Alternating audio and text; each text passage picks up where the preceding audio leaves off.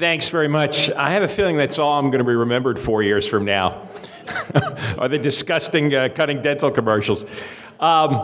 It's funny, I remember how they started, because Dr. Cunning's been advertising on KFI for 17 years, going all the way back to 1998.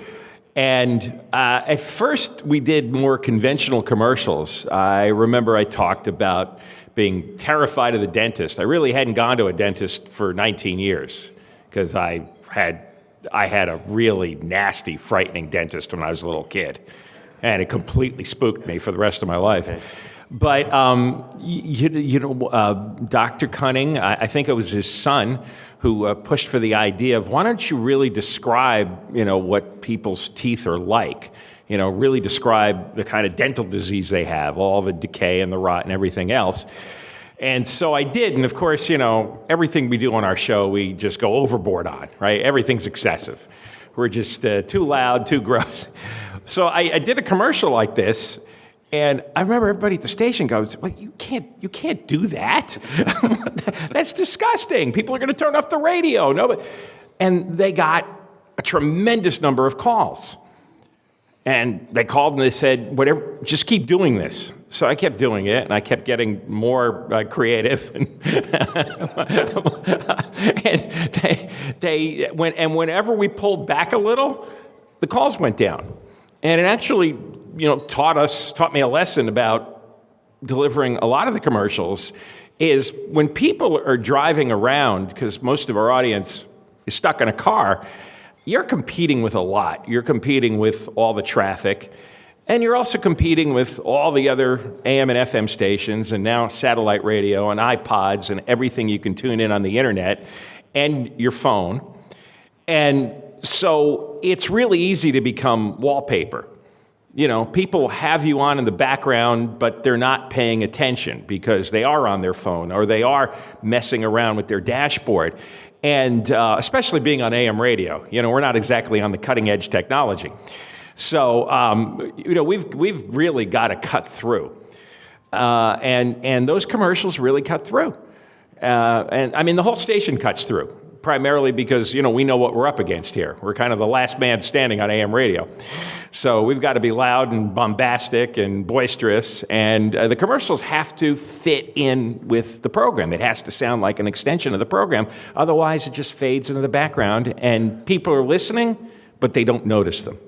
So we got Cunning Dental noticed, and it's been a really great partnership that we've had over the years. And I have gone to Cunning Dental a number of times. And that was the thing, is the experience, and you'll see when you go through the procedure, is entirely different from the scary guy you had as a kid.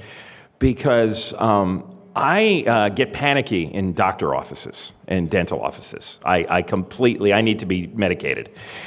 And they were so calm and reassuring. It was almost fun. I mean, it was just a nice, friendly atmosphere. And I got over my fear of dentists just by coming to Dr. Cunning's office and being treated by them. And then there was one time, I'm playing tennis one morning. I play a lot of tennis. And one morning, I took a swing too hard, whacked myself in the mouth with the racket, and chipped a front tooth in half. Piece broke off, spit it out right on the ground. And that was the day Arnold Schwarzenegger was coming in the studio. He was running for re-election. And I immediately felt embarrassed, like, well, I can't interview the governor with a missing half a tooth. Of course, then I didn't realize that I would never have a reason to feel embarrassed in front of him. But first thing I did is I called Dr. Cunning, and he said, come in right away, because it's 10 o'clock in the morning, and I got to be back at the studio at 3. And I said, you really going to fix this? And I can get back by 3 o'clock? He goes, yeah, it's not going to be a problem. So I drove, and it's about 50 miles from where I live. And I drove, and they did repair the tooth. I don't know the technical term for what they did, but they bonded, a new half a tooth on there, and it looked perfect. I mean, it was the same color. There wasn't a line. It wasn't temporary.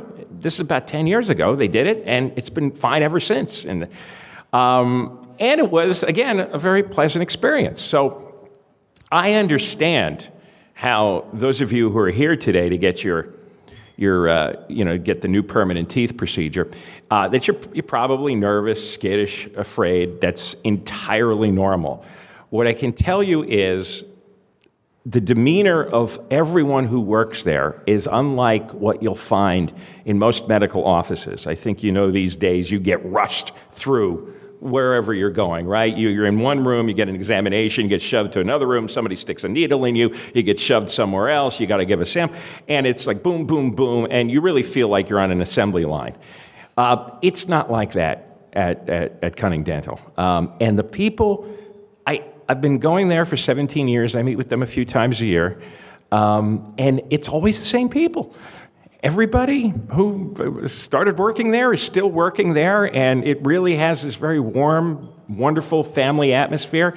And you will learn to look forward to coming in and seeing them. It's like seeing old friends.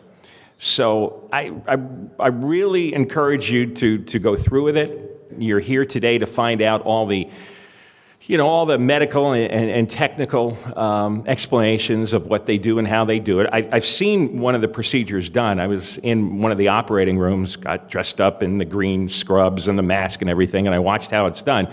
So you'll learn all about that, but I think what you really want to know is you're going to feel comfortable, that it's a warm and friendly atmosphere, and that it's just nothing to be afraid of. And boy, when you come out of it, you're going to look at these pictures, huh?